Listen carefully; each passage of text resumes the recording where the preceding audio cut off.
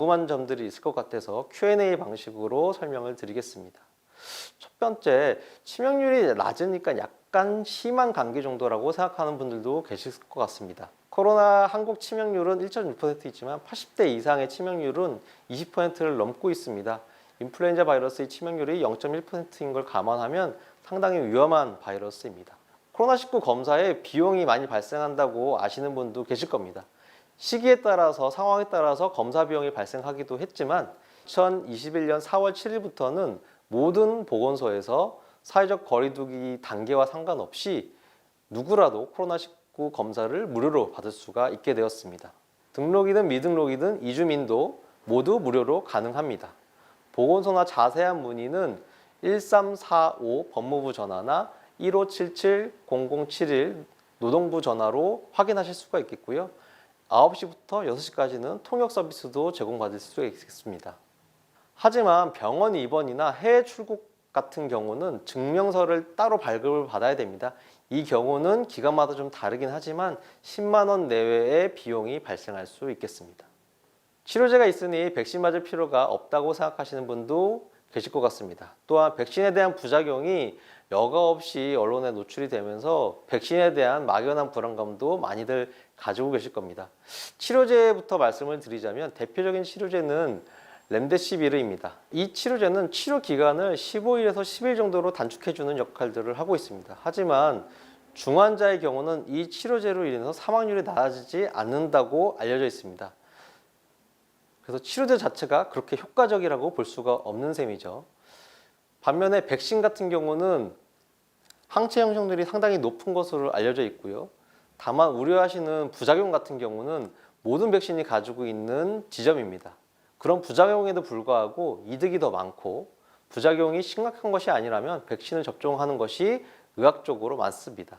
대부분의 전문가들은 코로나 백신 접종으로 인한 이득이 훨씬 크기 때문에 반드시 접종을 해야 된다고 공고를 하고 있습니다. 그 다음으로 치료 비용에 대한 것인데요. 전액 무료이고요. 치료를 받게 되거나 자가격리 시에는 여러 가지 정책으로 휴가도 가능합니다. 다만 이 경우에 사업주가 정부에 신청을 해서 지원금을 받게 되겠고요. 직장을 다니지 않으면서 자가격리를 하시는 경우에는 생활지원금도 정부에서 지원을 하고 있습니다. 생활치료센터에 많이들 가셔서 치료를 받게 되시는데요. 이 생활치료센터는 사진에서 보시는 것 같이 2인 1실이나 2인 1실 그리고 화장실을 겸비하고 있습니다. 시설 같은 경우는 연수원이나 여러 시설들을 이용하고 있기 때문에 지역마다 차이는 있겠지만 기본적으로 생활하시는데 큰 무리가 되거나 어려움은 없으실 것으로 보입니다. 그래서 안심하시고 생활치료센터에 입소하셔서 치료를 받으실 수 있다고 생각하시면 되겠습니다. 백신에 대해서도 설명드리겠습니다. 2월부터 순차적으로 전 국민 무료 접종을 진행하고 있고요. 백신 접종 대상은 건강보험 미가입자도 포함을 하고 있습니다. 질환이 없는 19세에서 64세 일반인은 7월 이후부터 사전 예약을 통해서 가능하고 시기별 대상자 안내가 있으면 예약해서 접종하시면 되겠습니다. 하지만 백신 선택은 불가능합니다. 접종 효과는 1차, 2차 접종 후에 2주 정도 항체 형성하는 시기가 필요합니다. 하지만 백신을 접종한다고 해서 우리가 무적이 되는 건 아닙니다. 시간이 흐르면 코로나19에 다시 재감염될 가능성도 있고요. 따라서 접종 후에도 방역수칙을 유지하는 게 상당히 중요합니다. 모든 백신은 이상반응 발생 가능성이 있습니다. 이는 개인 체질에 따라서 다를 수가 있겠고요. 이상반응 발생 시에는 국가에서 전문위원회를 따로 두고 있기 때문에 이 자문을 통해서 국가 차원의 보상이 가능합니다. 또한 중요한 것이 전 국민이 접종 대상이라 이주민도 접종이 가능하다는 것입니다. 다만 미등록 등 외국인 등록번호가 없는 경우에는 예방접종 시행비라고 하는 행위료가 지급이 어렵습니다. 그래서 이 경우는 일반 병원이 아니고 보건소에 방문하시면 이 비용들이 처리가 될 수 있겠습니다. 다만 여행으로 90일 미만으로 단기 체류하시는 외국인들은 접종 대상에서 제외가 됩니다. 사업장 코로나19 집단 감염 사례를 살펴보겠습니다. 한 요양병원에서는 작년 2월 직원 중 첫 확진자가 발생을 했습니다. 3일 후에는 환자 말고 간병인도 확진이 됐고요. 그래서 그날 병원 전체가 폐쇄 명령이 내려졌습니다. 접촉하지 않은 환자 22명은 지방의료원으로 전원을 했고 접촉한 직원과 간병인은 시설 격리가 됐습니다. 접촉한 환자도 별도로 격리를 해서 돌봐줬고요. 그 이후에 14일 동안 추가로 발생자가 나타나지 않아서 그 이후에나 격리가 해지가 되었습니다. 작년 3월에 구로콜센터에서 집단 감염이 있었습니다. 170명 정도가 확진이 되었고요. 이 18층 건물에는 4개의 콜센터가 있었고 그 중에서 11층에 있는 콜센터에서 대거로 확진자가 발생을 했었습니다. 이 빌딩에 근무하거나 거주하는 분들 총 98명이 확진이 됐고 이분들과 접촉한 외부 사람들이 72명이 확진이 되었습니다. 그림은 11층 콜센터의 모습이고요.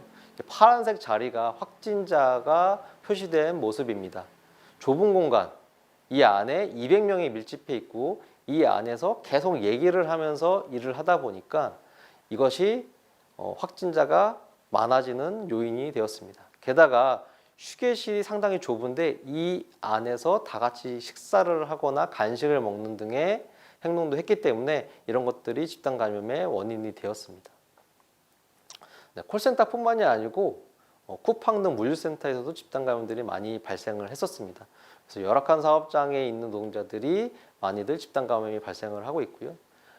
올해 2월에는 아산의 한 공장에서 공장 직원 103명이 확진이 되었습니다. 그리고 그 외부의 다른 사람도 연관돼서 100명이 추가로 확진이 되었고요. 이 공장에는 640명이 넘는 사람들이 일을 하고 있는데 여러 개의 건물 중에 한 건물에 집중돼서 확진자가 많이 발생을 했었습니다.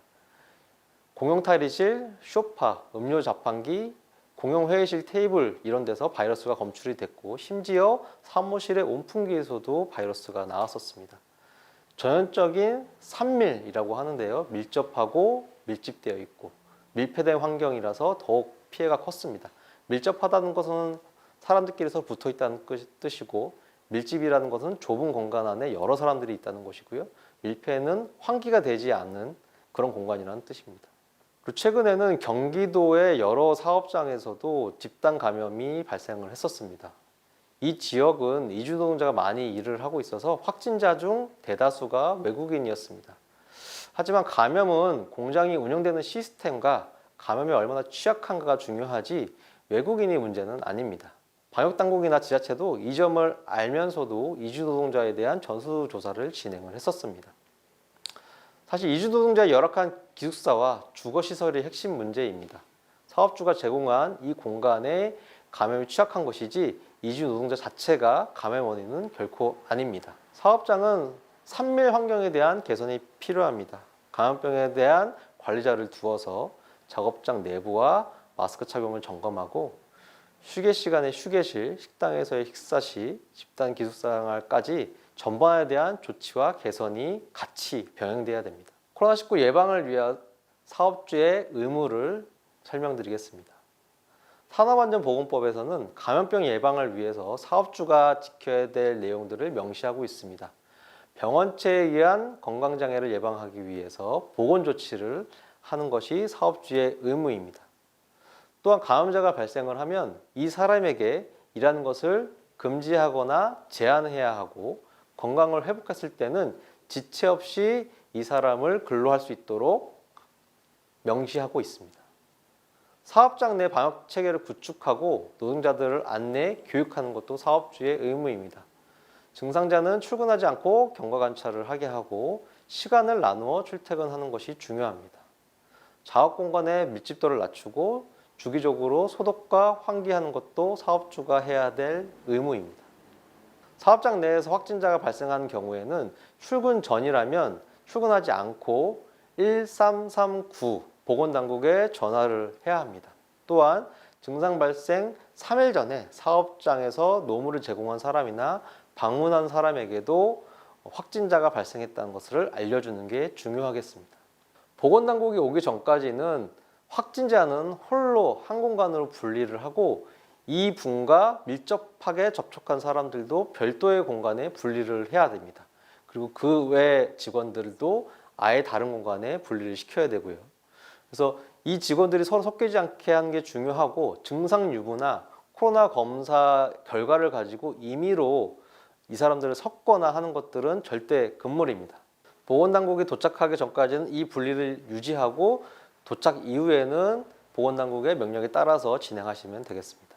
확진자가 다시 일을 할 수 있는 조건에 대해서 좀 말씀드리겠습니다. 무증상 확진자의 격리 해제 기준은 임상 경과 기반과 검사 기반 두 가지입니다. 둘 중 하나만 만족해도 업무 복귀가 가능하고요. 임상 경과 기반은 무증상일 경우 확진일로부터 10일이 지나기만 하면 해제가 가능합니다.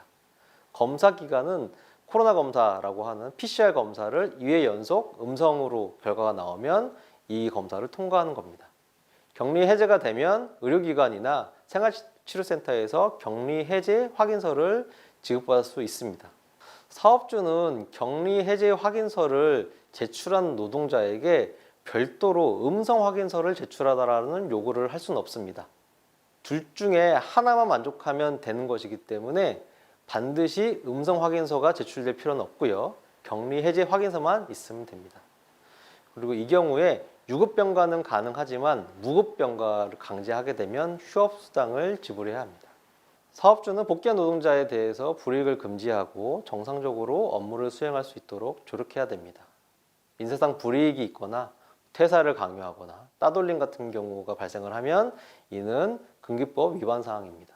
심리 지원들도 정신건강센터나 근로자건강센터가 지원을 하고 있기 때문에 적극적으로 안내해서 심리 치유를 받을 수 있도록 조력해야 합니다. 백신을 접종하면 이상 증상이 발생을 할 수가 있습니다. 접종 당일에는 접종에 필요한 시간이 주어져야 되고 접종 후에는 이상 증상이 나타나는 경우 접종 당일에 최대한 휴가를 부여할 수 있도록 하고 의사소견 등 별도의 서류가 없이도 하루에 휴가를 부여할 수 있도록 보건당국이 권장하고 있습니다. 소독에 대해서 말씀드리겠습니다. 소독은 뿌리는 방식은 절대 권장드리지 않고요. 닦는 방식을 취하셔야 됩니다. 소독제는 우리가 흔히 알고 있는 락스를 사용하시면 되고요. 물 500ml에 락스 10ml를 섞어서 그것을 걸레로 우리가 자주 사용하는 부분을 닦아주시면 됩니다.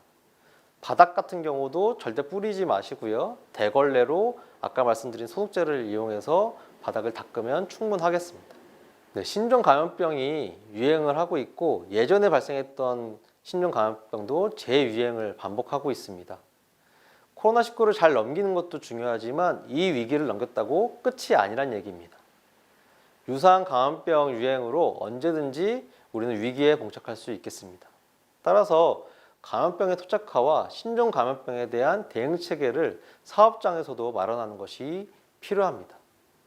우리는 코로나19가 집단 감염을 일으킬 수 있고 사업장에 상당히 위험할 수 있다는 것들을 확인을 했습니다. 사업장 내 시설에 대한 보안과 체계 개선이 필요하고 사업장 내 열악한 기숙사 시설에 대해서도 개선이 필요합니다. 감염병에 대한 집단 감염 예방 체계를 사업장도 갖춰 나가는 노력이 필요합니다. 들어줘서 감사합니다.